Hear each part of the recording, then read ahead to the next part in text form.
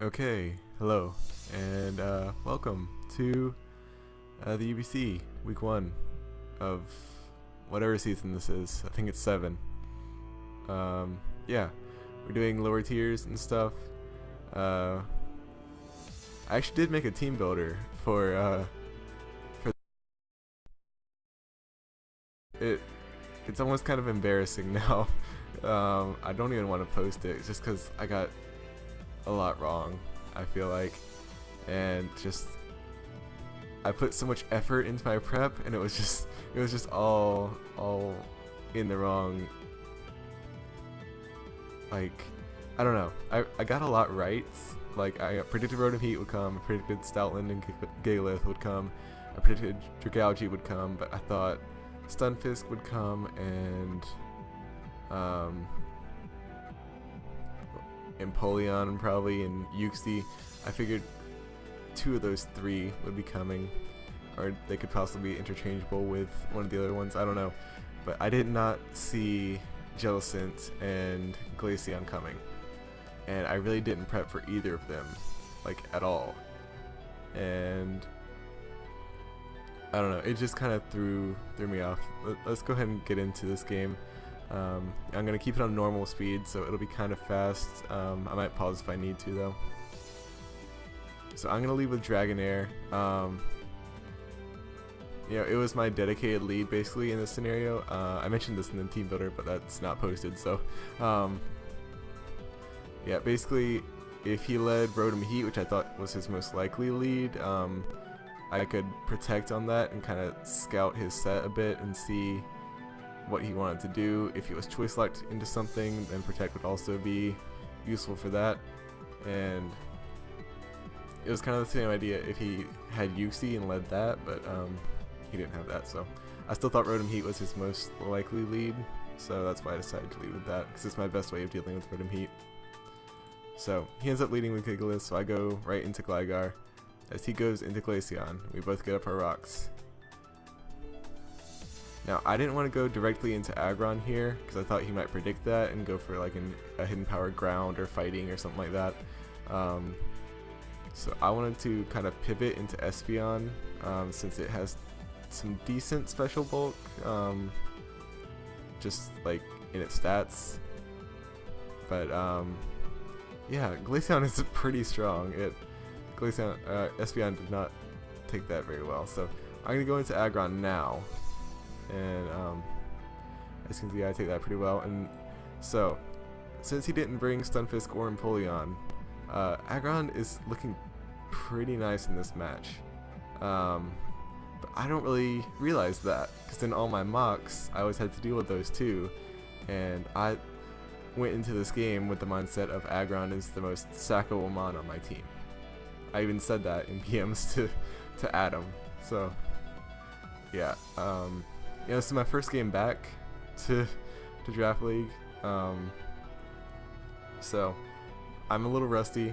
I'd like to think if I wasn't so rusty, I'd be able to look at the team in front of me and realize that Aggron is very important, and I need to save it, but I don't realize this. And here, so I had originally, in like the first draft of this team, I had a Choice Banded Aggron, but I decided to change it to Life Orb because of Empoleon and Stunfisk and being able to switch between Head Smashes and Earthquakes. Mainly Stunfisk. But yeah, if I had been Choice Banded there instead of Life Orb, that would have been nice. And so here, I thought I had enough speed to outspeed Jellicent. Because I made sure to put enough speed in to outspeed a, like, not min speed Empoleon, but like with a few EVs Empoleon, because I know oftentimes you put like a few EVs with speed so they can't creep you, so I try to over creep and put in like a lot more than a few, if that makes sense. So I thought I would also be able to outspeed this Jellicent, and that he was going to go for Will-O-Wisp, so I could go for a substitute. And well, I got the prediction right, I just didn't outspeed. So, yeah, I'm now burned behind a sub. and he's going to go down to Sand. And he goes into Gigalith here, and I miss a head smash. Not a big deal because this thing is physically defensive, as we'll learn later.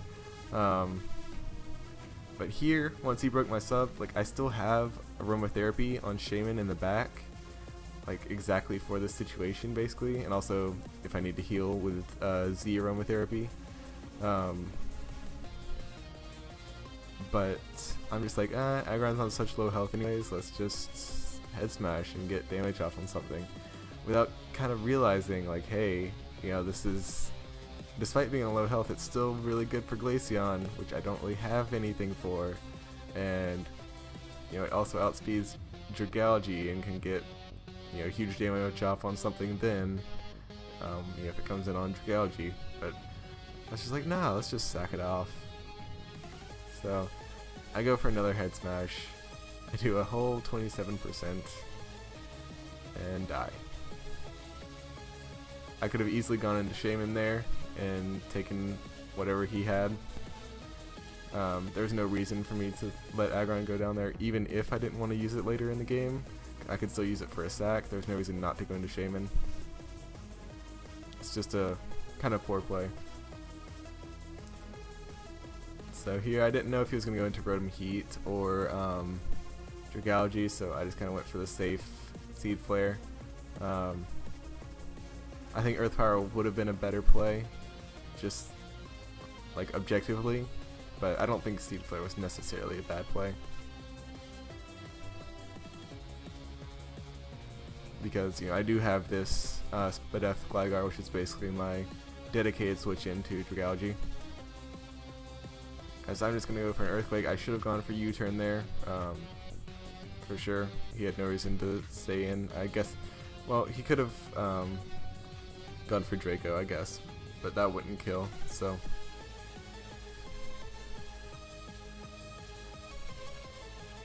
Yeah, basically I predict him to go for a Wish there so I can switch this in and heal it up.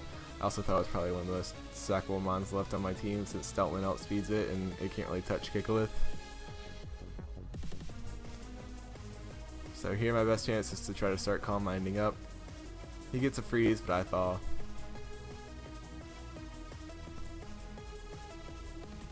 Now here I know he's going to go into Gigalith to pass this Wish, so I try to get the momentum by going into Shaman.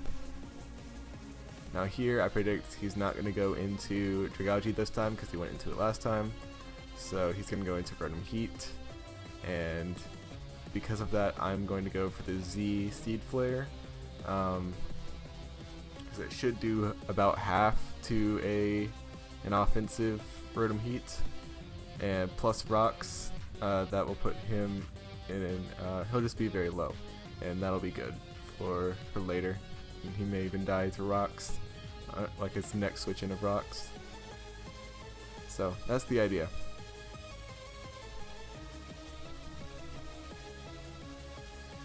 And you can see that does not do half. So that should have clued me in immediately that this was not a typical Rotom. But yeah, I protect to see what he's gonna do, and he rests. So yeah, that was not ideal. So now I'm gonna have to go into Dragonair here, as he goes for the Defog.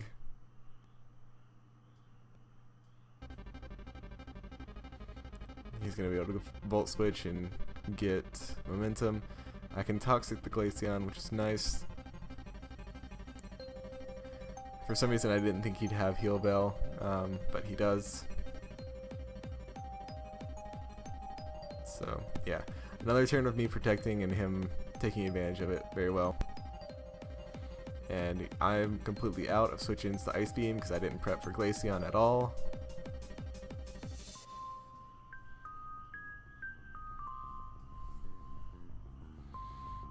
I could have gone for Dragon Pulse there, but I decided Gligar was a safer bet, just deals with it more. I didn't want to sack off Heliolisk if I didn't need to.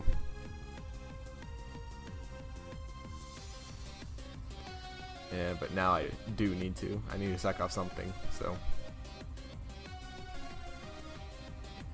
Now I go into Espeon, so he's going to be able to just freely go into Gigalith. I do a whole 25. I think you can see the direction this game is heading in. Just Glaceon in particular just really caught me off guard this game for sure.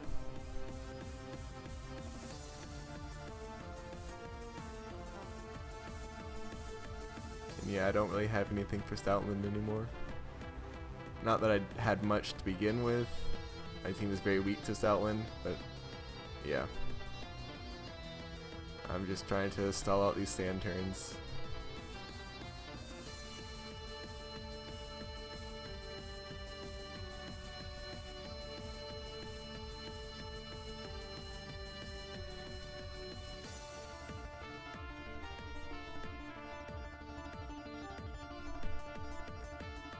Dragonair can stall out sand turns, but it can't really do much else than that to Stoutland here.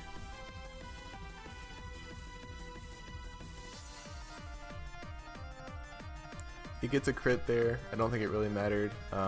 Basically, it was a roll in his favor as to whether that would kill or not. So, not a huge deal. I don't think it even mattered in differential sake. I think he's still 5-0'd either way, whether I live that or not.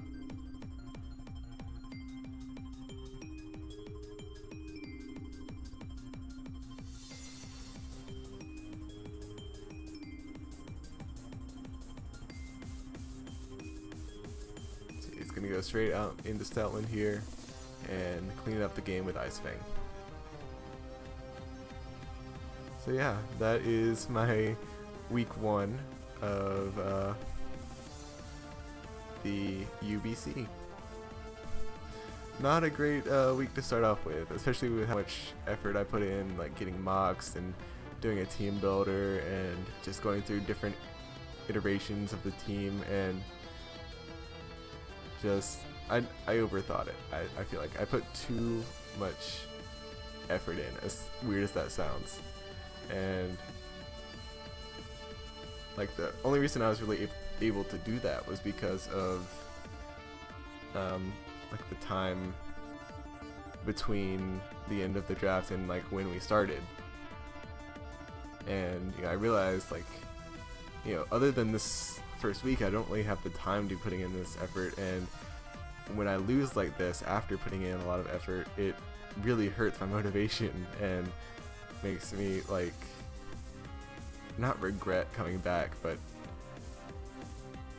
like it makes me not want to play anymore, even though I literally just got back. And so I don't want to keep that mindset going.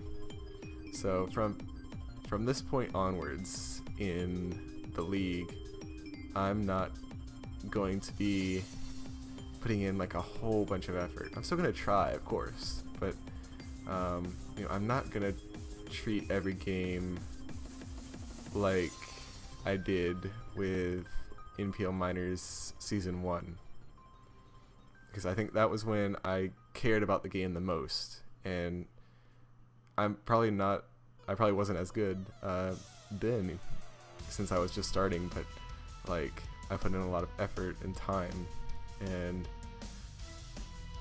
I don't know. I don't want to go back to that mindset, because it's what causes me to not want to keep playing. So, you know, I'm still going to try, but I'm not going to try to get like, you know, 5 mocks a week and then return those mocks to the people who gave them to me, and you know, go over the team with, you know, 20 different people and see what they think. And you know, I'm just gonna build and then play, then, you know, not try to go through, you know, 6 items on one Pokemon and decide, ooh, which one is the best. You know, just gonna try to have a good time. You know, we're doing lower tier mons, it's fun, so just gotta keep going in with that mindset, and you'll kind of see that a little bit in week 2, which I'm going to be recording right after this. And you know, this is a non-upload required league, so I'll probably just yeah, upload them like around the same time. So you'll probably see it right after this one. Maybe like a day or so. Who knows? Anyways, I'll see you then.